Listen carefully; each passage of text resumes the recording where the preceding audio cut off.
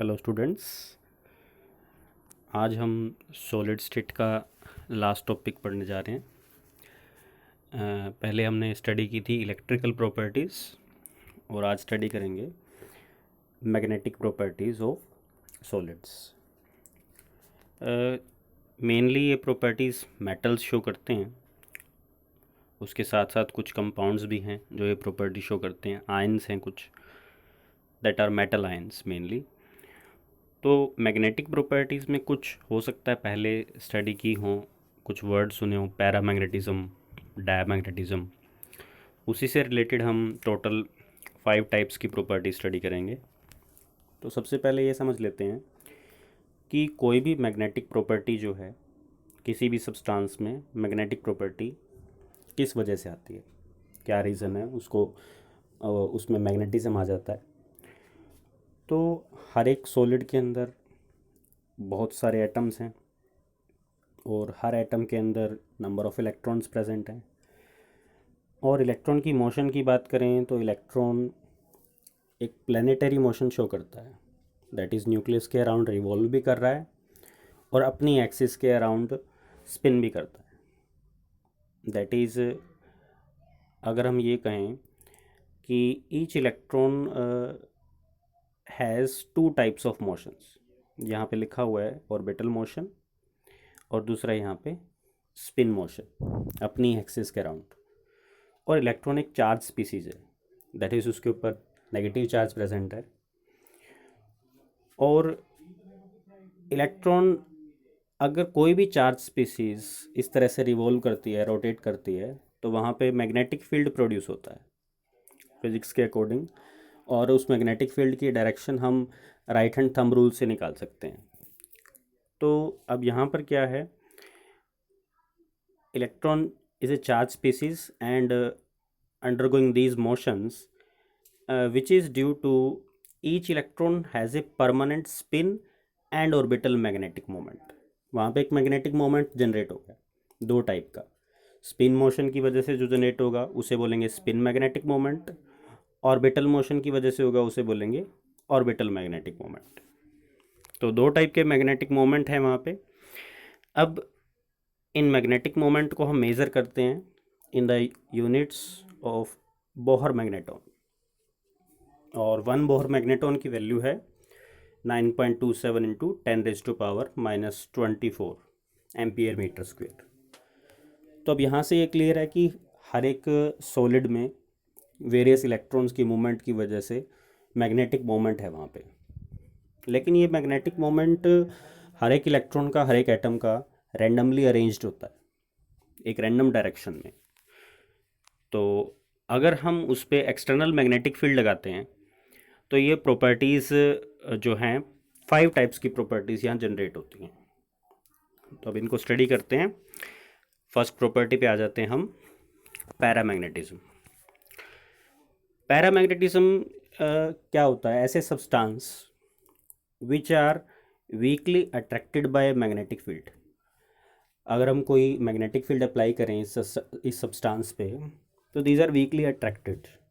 अब ये क्यों अट्रैक्टेड होते हैं, जो हमने मैग्नेटिक फील्ड अप्लाई किया इसके अंदर कुछ इलेक्ट्रॉन्स का मैग्नेटिक मोमेंट सेम डायरेक्शन में अलाइन हो जाता है, जो एक्सटर्नल मैग्नेटिक फील्ड की डायरेक्शन है उसी डायरेक्शन में। तो इस वजह से ये उसकी तरफ अट्रैक्ट होते हैं और they lose their magnetism in the absence of magnetic field. That is, ये एक टेम्परेरी इफेक्ट है। जब तक हम एक्सटर्नल मैग्नेटिक फील्ड अप्लाइड करेंगे तब तक ये मैग्नेटिज्म शो करेगा। तो ये एक तरह से टेम्परेरी इफेक्ट है। और साथ ही साथ एक इम्पोर्टेंट प्रॉपर्टी है, या हम कहें हम पैरामैग्नेटिक सब्सटेंसेस को कैसे आइडेंटिफाई कर सकते हैं। सभी पैरामैग्नेटिक सब्सटेंसेस के अंदर अनपेयर्ड इलेक्ट्रॉन होते हैं। दे हैव 1 और more unpaired electrons which are attracted by external magnetic field. तो इस वजह से ये प्रॉपर्टी शो करते हैं। जो कुछ एग्जांपल्स हैं इसमें आप देख सकते हो, यहाँ पर जो आयंस हैं सभी में अनपेयर्ड इलेक्ट्रॉन प्रेजेंट है। तो इसी वजह से ये पैरामैग्नेटिक सब्सटेंसेस हैं। तो यहाँ से आप डेफिनेशन बना सकते हो, which have unpaired electrons and which are weakly attracted by magnetic field. Next substance इसके opposite है, that is diamagnetic substances. These are weakly repelled by magnetic field. ये repulsion क्यों है? पैरामैग्नेटिक सब्सटेंसेस में अनपेड इलेक्ट्रॉन प्रेजेंट थे, यहाँ पर नहीं होंगे. That is they have all paired electrons, या हम कहें they have no unpaired electrons. और पेयरिंग होने की वजह से pairing of electrons will cancel their magnetic moment. दोनों डायरेक्शन में एक इलेक्ट्रॉन अगर क्लॉकवाइज स्पिन कर रहा है, एक एंटी क्लॉकवाइज कर रहा है, तो दोनों की स्पिन से जो जनरेट होगा मैग्नेटिक मोमेंट अपोजिट होगा और कैंसिल आउट हो जाएगा. इसी वजह से उसका मैग्नेटिक करेक्टर जो है वो कैंसिल आउट हो गया.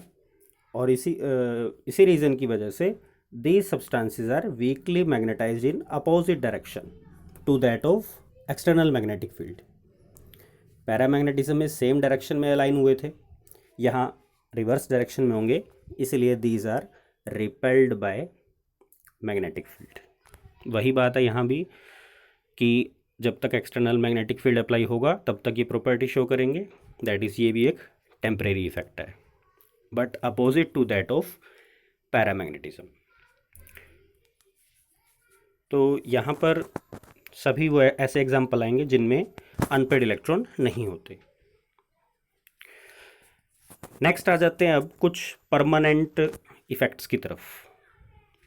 मतलब पिछले दो हमारे टेम्परेरी इफ़ेक्ट थे, ये परमानेंट इफ़ेक्ट्स हैं. फेरोमैग्नेटिज्म क्या होता है? जब पैरामैग्नेटिज्म को इंक्रीज़ कर दिया जाए, दैट इज़ हम कहीं जब पैरामैग्नेटिज्म परमानेंट हो जाए तो उसे ही हम फेरोमैग्नेटिज्म कह देते हैं. इसमें कुछ एग्जांपल्स दे रखे हैं पहले. आयरन, कोबाल्ट, निकल, इस तरह के कुछ मेटल्स हैं.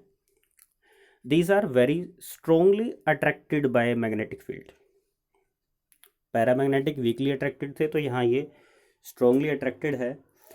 दैट इज़ इनका जो मैग्नेटिक मोमेंट है इलेक्ट्रॉन्स का, वो सभी मैग्नेटिक मोमेंट ही अलाइन हो जाएंगे in the direction of external magnetic field. That is यहाँ पर आप इसको डायग्राम से समझ सकते हो फेरोमैग्नेटिज्म को. ये फेरोमैग्नेटिज्म है हमारे पास. सभी मैग्नेटिक मोमेंट्स, ये जो एरो हैं मैग्नेटिक मोमेंट्स हैं, एक ही डायरेक्शन में, that is external magnetic field इस डायरेक्शन में है, तो ये उसी डायरेक्शन में अलाइन हो गए. दैट इज़ स्ट्रांगली अट्रैक्टेड होंगे. और ये एक परमानेंट इफेक्ट भी है. जब हम एक्सटर्नल फील्ड अप्लाई हटा देते हैं यहाँ से, तो ये अपनी प्रॉपर्टी को रिटेन रखते हैं. तो अब यहाँ पर एक और टर्म आएगी, व्हाट आर डोमेन्स. जो वेरियस इलेक्ट्रॉन्स के मैग्नेटिक मोमेंट हैं उनको हम एक ग्रुप में रख देते हैं. जिनकी डायरेक्शन एक साइड है, एक तरफ है, वो एक ग्रुप में रख दिए जाएंगे. And the group of these magnetic moments is known as domains, जिनको हम ये एरो से रिप्रेजेंट करेंगे. जो ऐसे हमने एरो दिखाई कि ये एक डायरेक्शन में है, these are known as domains. तो डोमेन्स कुछ नहीं है, these are magnetic moments of various electrons. तो कंफ्यूज नहीं होना है डोमेन्स में और मैग्नेटिक मोमेंट में.